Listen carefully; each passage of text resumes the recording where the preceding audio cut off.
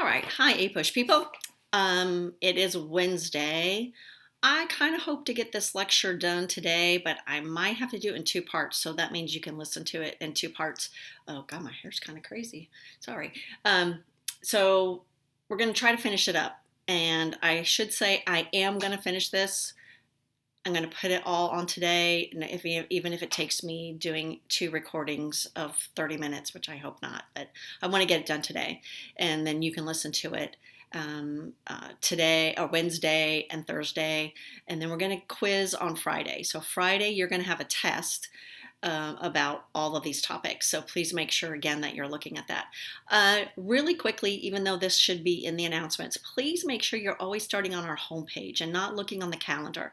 I don't use the calendar to post things. I put everything on the homepage.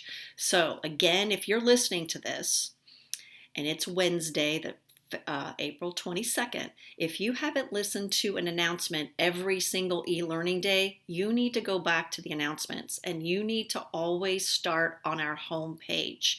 I changed that home page. I took away the countdown calendar, so that was wrong.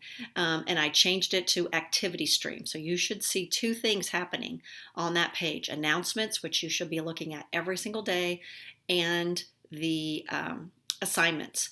I'm also going to do and start making next week participation points, which means you need to listen to the announcements because you never know which day participation points will be. So make sure that you're listening to those announcements so you can get those participation points.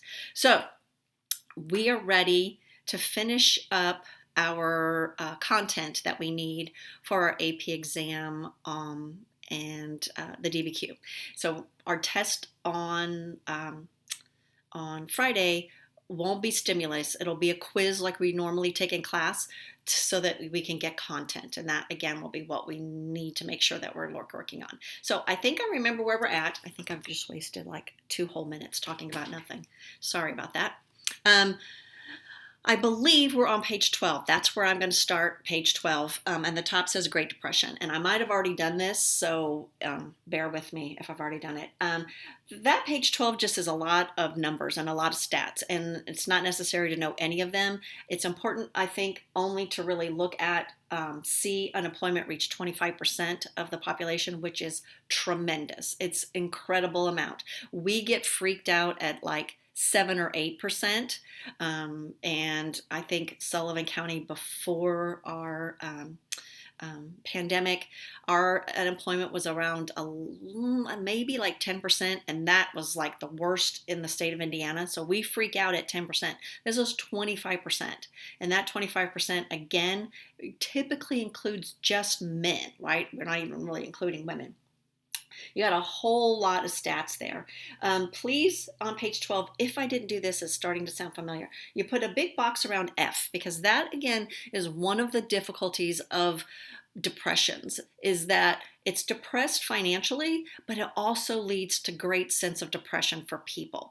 Many people, marriages will break up, birth rate declines, families doubled up, malnutrition, people experience a feeling of self-worth, like I can't take care of my family. Men just abandoned their families. This is the beginnings of what we now know as kind of hobos or tramps. Tramps, not in a sense like tramps now, but tramps, like homeless people, riding the rails and just begging. And most all of them were married men that left their families, mostly because they thought that a single woman with children might get charity more than if they were an intact family. So anyway, and then also on F, make sure that you look at F2.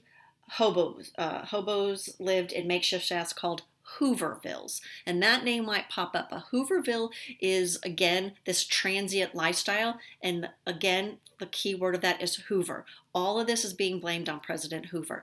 Hoover, who thinks this is all going to blow over. It's just a little blip. We've had these before. It's all going to pass. And again, his last 2 years as president, he doesn't do anything. He does absolutely nothing to stimulate or help improve the economy. And it's one of the reasons in modern times that presidents usually are quick to try to do something, because we understand the flip side of that in doing nothing. It's called the Great Depression, and it lasts a long time. Depression, longest, most devastating U.S. history. Thankfully, that has not changed. It is horrific, horrible. The bottom of page 12, I would put, again, a box around, because if we get anything about the Depression for our DBQ, one of the things, again, that will be important is how did President Hoover respond? And again, he does some things, but for the most part, he doesn't do anything. Believed outside forces, economic consequences of World War I, unbalanced budgets, and top of page 13 is the kicker. Hoover took too long. Even if he would have tried to do something, he waited too long. He was too inactive politically, legislatively to do anything. So again, on that page 13, we've got what's happening with agriculture. We've got the tariff that is put in place in 1930. And again, it does the exact opposite of what it is intended to do. The bottom of page 13, I keep looking at my hair, I'm sorry. It's I should have taken a look in the mirror before I started this. Attempts at economic recovery. And the first one is volunteering. Hoover believes voluntary cooperation would enable the country to overcome depression. And that's not going to happen. It is way too serious of an economic situation for people to volunteer to make it better. Urge businesses to avoid layoffs. And again, that's awesome if you can, but for most businesses, they couldn't do that. Secured no strike pledges, urged citizens to contribute to charities, which again is great if you have money, but if you don't have money, you certainly can't contribute. Private charity is not going to be able to do that. On page 14, again, you got a whole lot of stuff on page 14, but the last thing that we're really going to pay attention to on page 14 is at the bottom, and you need to not only box this, but flag it, and maybe even, again, put a little tab by the bonus army, because it's very important. So the bonus army is in regards to World War I vets. And if you look at number 1, 1,400 unemployed veterans marched to get a bonus payment that they were entitled to receive in 1945. So this was part of a contract, and I don't know that, again, we're going off topic here, but when you sign up for the military, you actually sign a contract. It's not just I'm going in the military. You actually sign a contract, and in those contract, the government promises certain things and you promise certain things. If anybody breaks that contract, typically it's the person that breaks it. If you lied when you came in, which that happens often. If any of you know people that they go off to boot camp and 3 weeks later they're back, it's probably because they lied and said that they didn't do something. Don't do that. They always find out. And then the government owes you something. So like, for instance, my dad that served 25 years active duty, part of his contract said, when you get out, you'll be getting a pension every month. You'll get the rest of your medical paid for the rest of your life, et cetera, et cetera, et cetera. So that's a give and take. So these veterans that signed up to fight in World War I, part of their enlistment was a bonus, and that bonus would be paid out to them in 1945 when they were probably about 40, 50 years old, right? Which would have been nice. Well, here's what those veterans say. Veterans say, hey, I cannot wait till 1945 for that money. I want my money now. Like J.G. Wentworth. We want our money now. Senate doesn't pass the bonus bill. The Senate could have done that. They could have said, yeah, this is something that we could give to these veterans right now. These men that went to war, we could give it to them now and help them out tremendously. So what they did was they marched. They marched on Washington. They exercised their constitutional right to petition and assemble, and they decided they were going to leave. We're going to stay in Washington. And so they built around Washington, in view of both the Senate, the Capitol building, and the White House, these Hoovervilles, these shanties, and they all just moved in. So number 4, Hoover called the Army, the regular Army, to go and remove war veterans. Not a very good look. The Army goes out and removes them. And in the removing of these veterans, there are going to be people killed. There's going to be a loss of life. And this, if already Hoover didn't have a nail in his coffin, this is it. The bonus Army. It is probably one of the worst dealings with veterans in the history of our country. It's horrible. Top of page 15, assessment of Hoover. Despite not doing enough, again, serious collapse, etc. Page 15, we got a little bit leading into this isolationism, and we're going to get that in our last set of notes.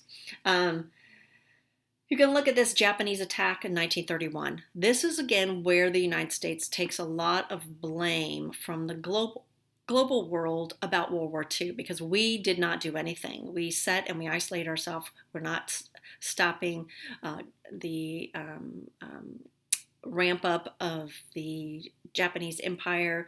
They're invading countries. They're doing horrific things in Asia, and we don't really do anything to stop that.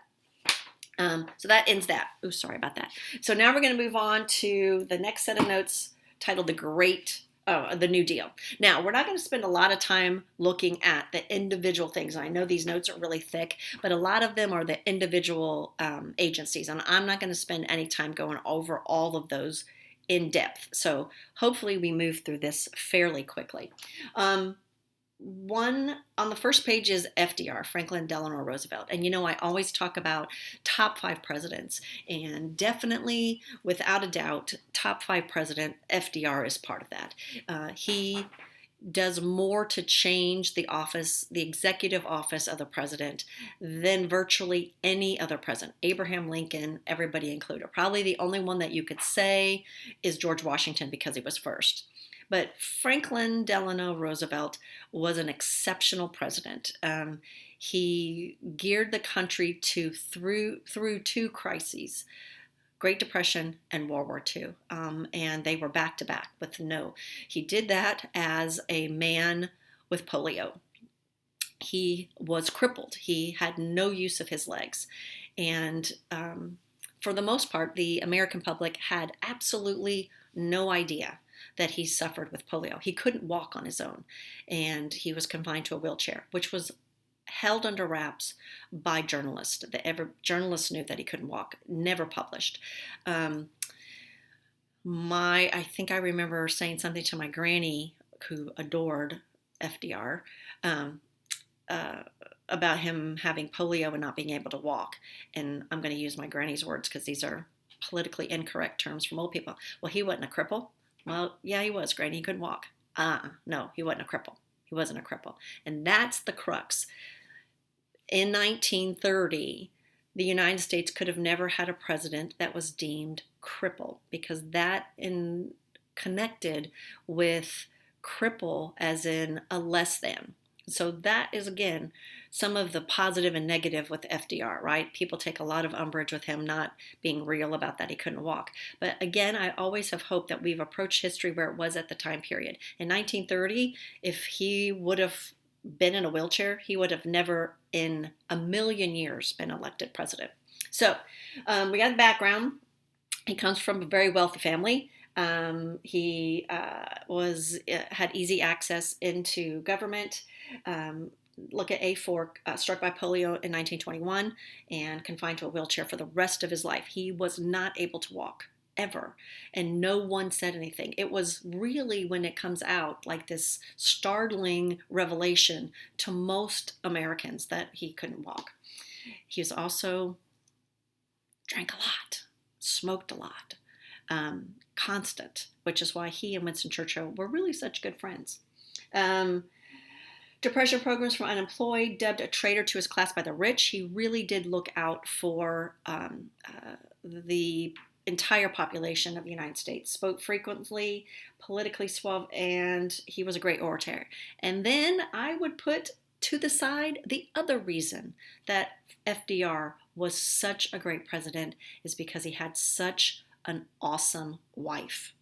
And Eleanor Roosevelt is going to elevate the office of the First Lady to what we know it as today. She was spectacular. She's one of my favorite people.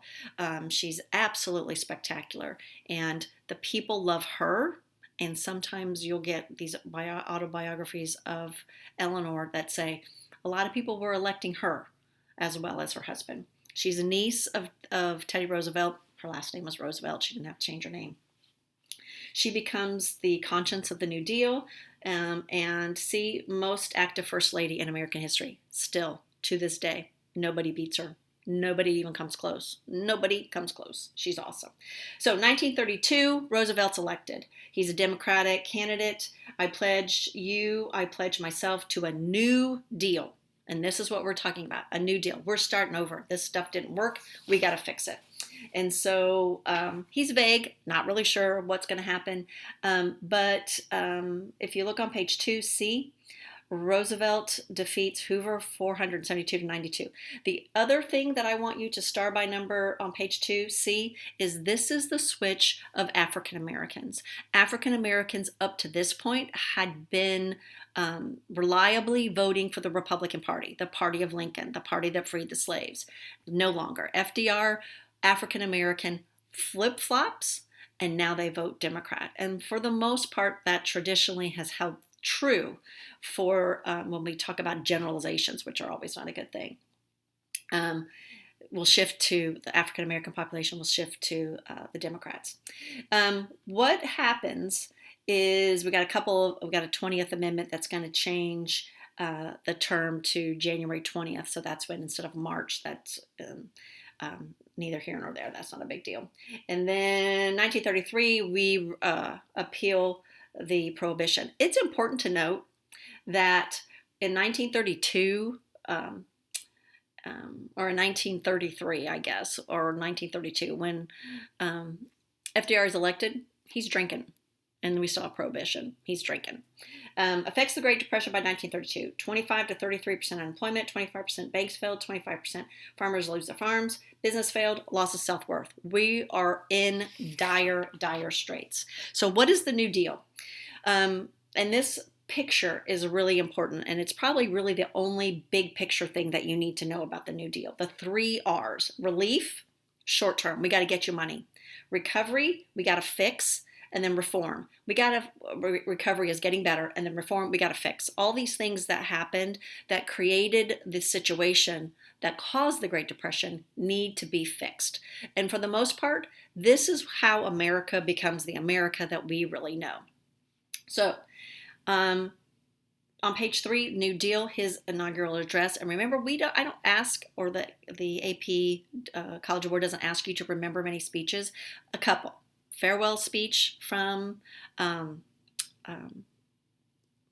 Washington, Lincoln's Gettysburg Address, Martin Luther King's character speech, and then FDR's inauguration speech. And it is, again, one of the iconic, we have nothing to fear but fear itself. That's, again, what he's taking on. He's taking on America at its darkest moment. And that is what, again, elevates this guy to the leadership roles that he does. He doesn't do everything awesome because he's just like Lincoln, right? He's going into the office of president as one of the darkest times in, again, American history. And he doesn't do everything right? We got a list of all these awesome things that Lincoln does, but we got some things that he didn't do quite so great. And FDR is going to have the same. But what we have to do is figure out how he was able to overcome this.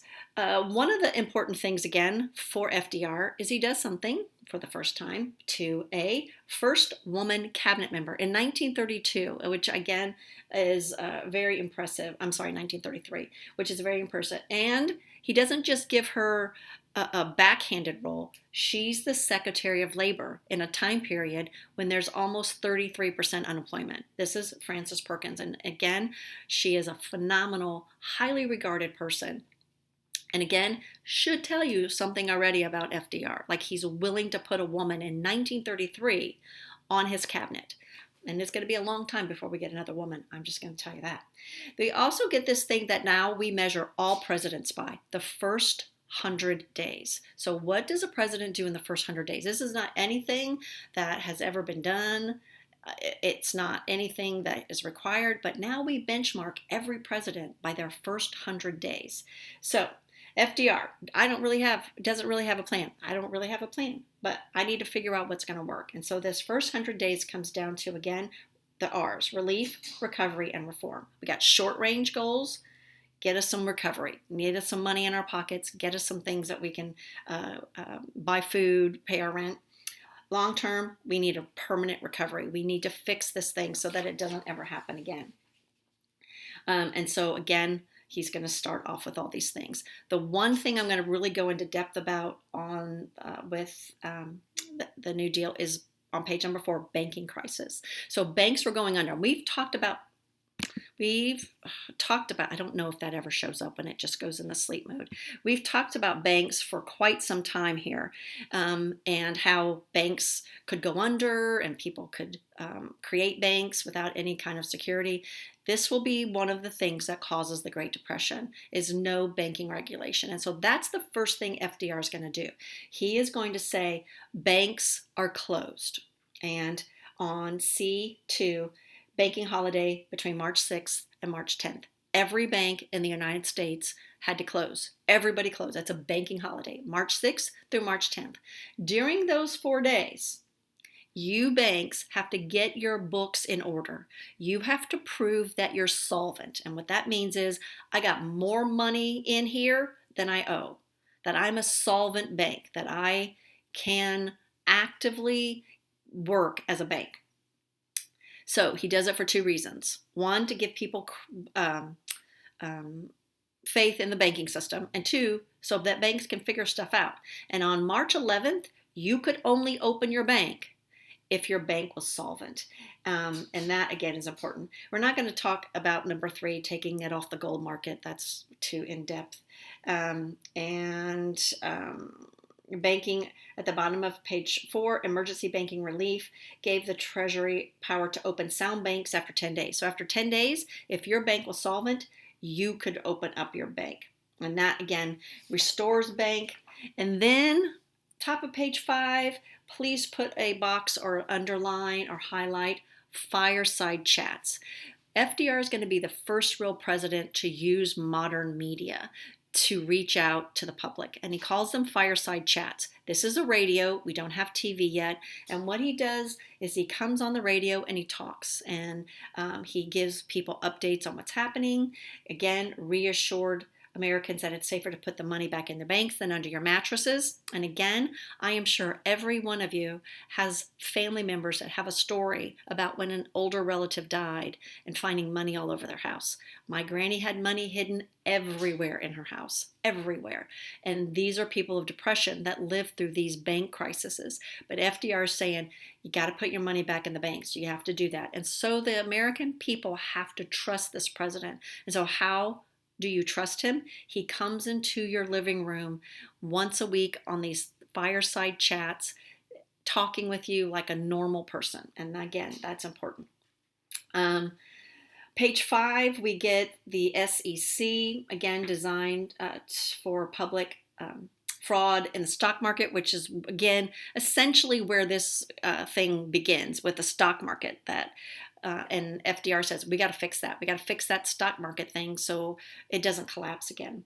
The bottom of page 5, we've got the CCC, the Civilian Conservation Corps. I am going to talk about this one. It is the most popular of those New Deal programs, and it is geared toward young men 18 to 24, specifically really unmarried young men. And what they are going to do, keep out of trouble, and then they're going to reforestation, firefighting, flood control, swamp, national parks, all of these. And I always tell myself I need to think about this, but I'm probably sure Shakamak State Park was helped and funded by the CCC. So these men commit to the CCC. It's kind of like a boot camp thing. And instead of them getting their wages are paid back to their family. They're given food, board, place to stay, they work.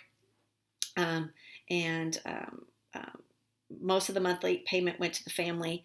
And again, that does 2 things. It gets money into the hands of families instead of these young men, but it also starts this building process that's important to the United States. On page 6, got a whole nother long list. These New Deal agencies are what's known to as the alphabet agencies. They're all these things like the SEC, the Social Security, all of these things. We've got Public Works, and Public Works, again, will be to create jobs. You can read those. WPA, again, employed 9 million people to work on public projects such as buildings, bridges, hard surface roads. I'm on number 4 on page 6. Employed, and then we have the Federal Arts part-time work for high school, college students, for actors, writers, musicians. And all of these things are going to be an important part of putting people back to work. And the government is going to put these people back to work.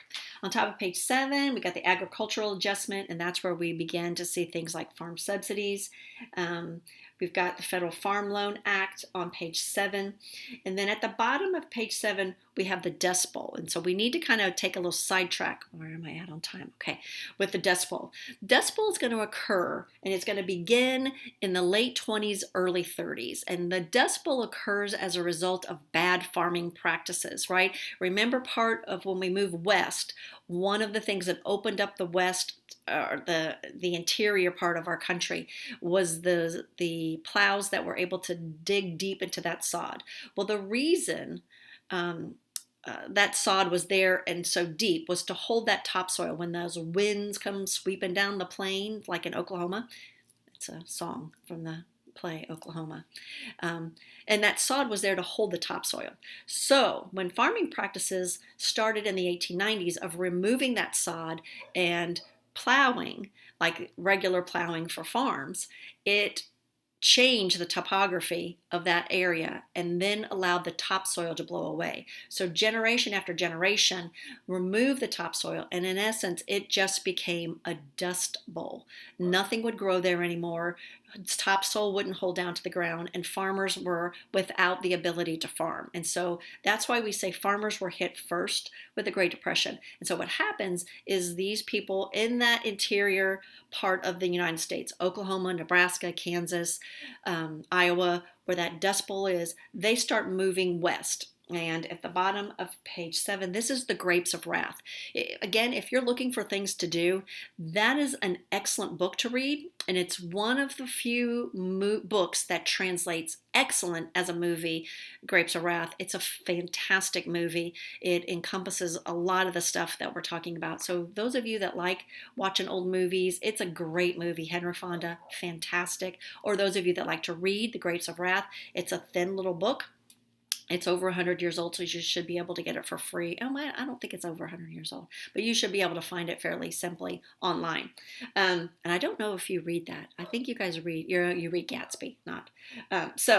1933, Dust Bowl hits, topsoil blown away, and it is really dust storms, like these black gigantic clouds that flow. Dust storms are really bad.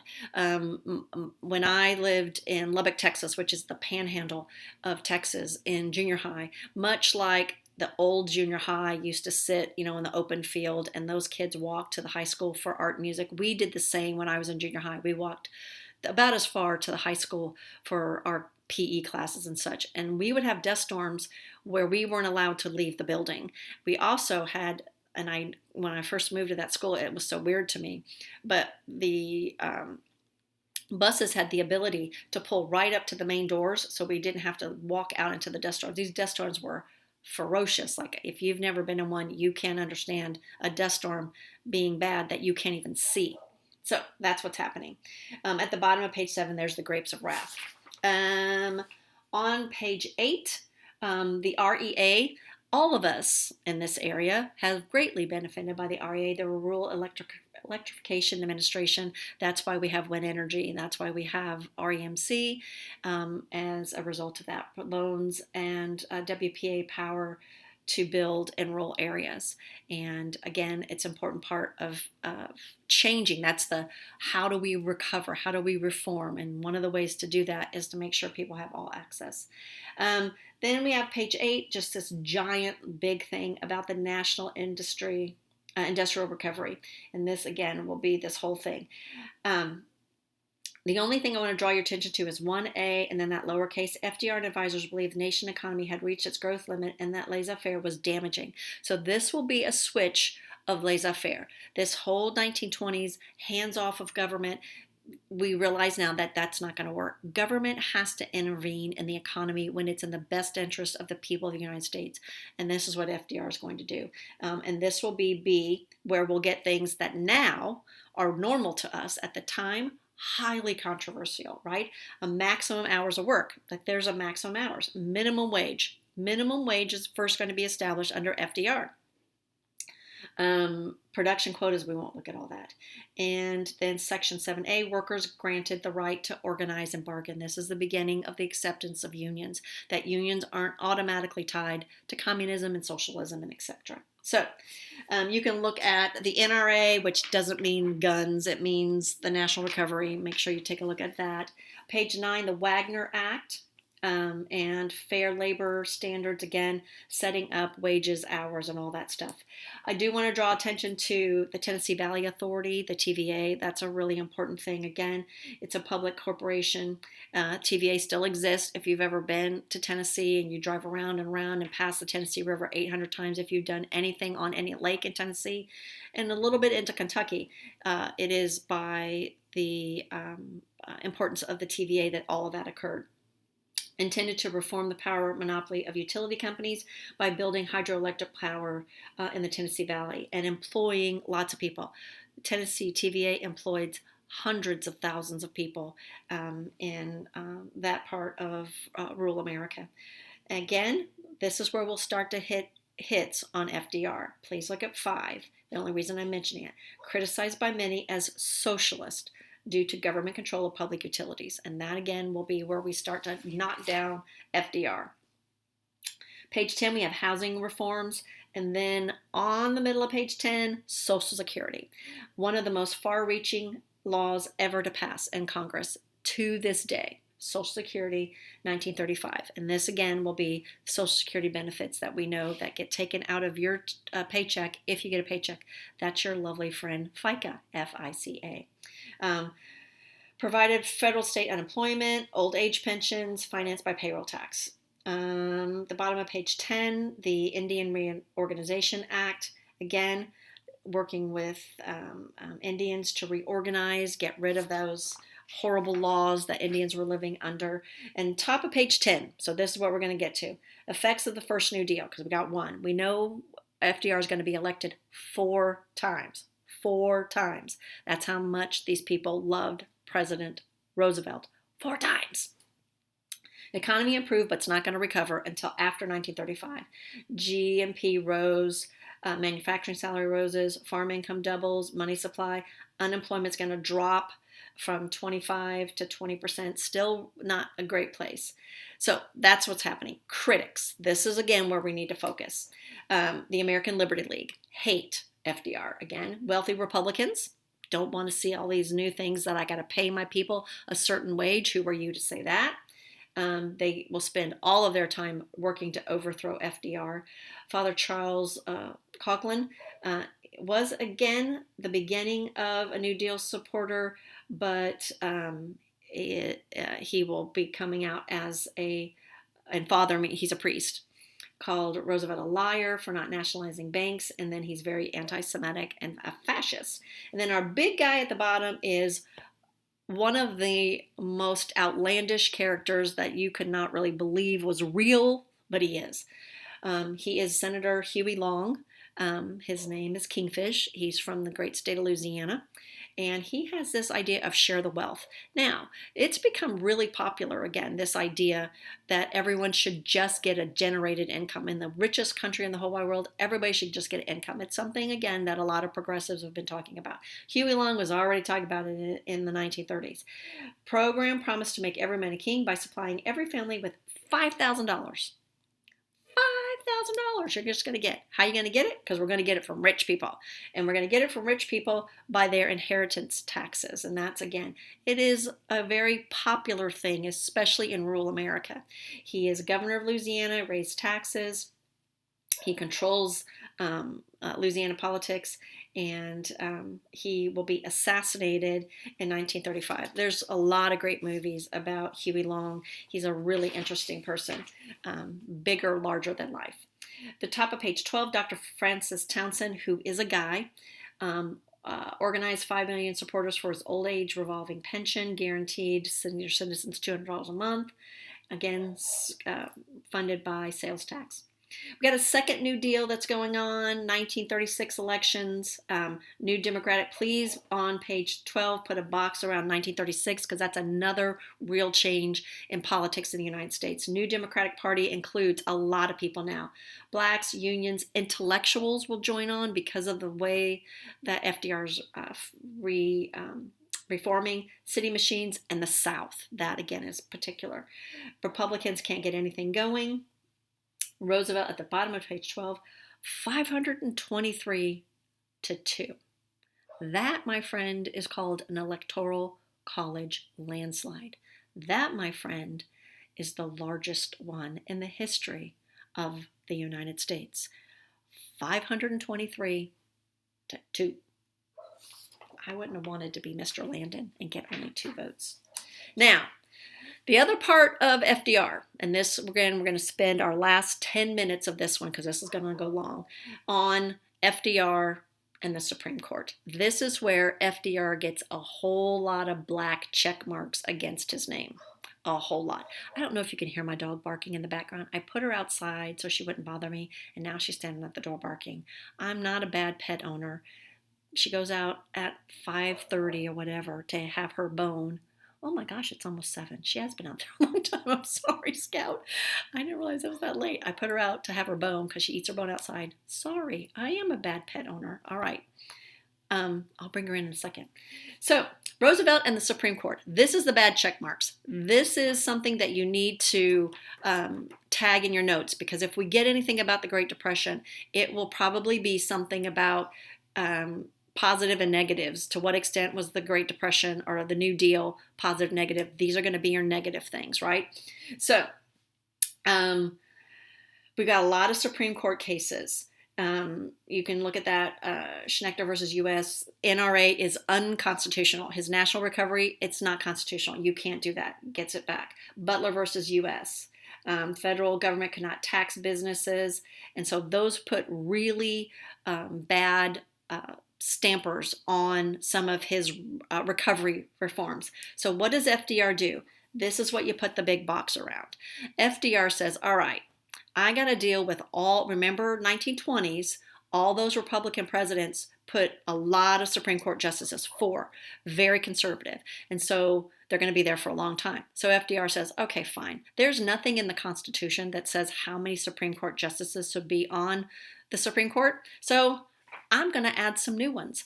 I'm going to say, I want to reorganize the Justice Department. And so in 1937, he creates this Judiciary Reorganization Bill, and it's bad.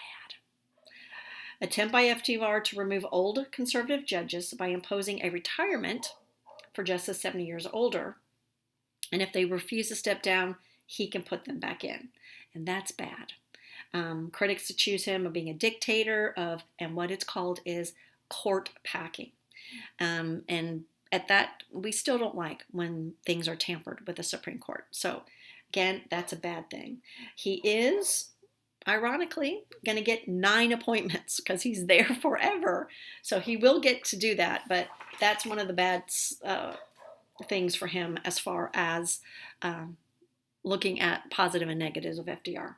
Page 14, end of the New Deal, recession kind of going on. We got stuff happening there. On page 14, John Maynard Keynes is an economic theorist who's really important. Democrats are going to lose seats. And at the bottom of page 14, we have criticisms of the New Deal. Please make sure you read through that. New Deal failed to cure depression. It doesn't. What's going to cure depression is World War II, and we start making things for other countries. Bureaucracy, mushroom, like huge government employees. New Deal didn't cure the Great Depression. And support of the New Deal on page 15 saved American capitalism. That's simple. That's the biggest one. Saved American capitalism. We don't get any revolution. We don't have any problems. FDR purged capitalists of its worst abusive. Restored, please look at B, restored America's faith and pride in being American. Promoted the principle that the federal government was morally bound to prevent mass hunger. Please highlight D. That's really important. New Deal reforms are still important today. Social Security, Labor reforms, TVA, FDIC, FHA, minimum wage, minimum hours, a fair distribution of national income was achieved. That's gone. That doesn't exist anymore. Middle of the road. He wasn't radical on either side. Made him the greatest American conservative since Hamilton, even though he was a Democrat. So, age of reform, be able to compare populist, progressive, New Deal. And I got to go let my dog in. That takes care of that. Lecture 2 is up next, and I'll be right back with that.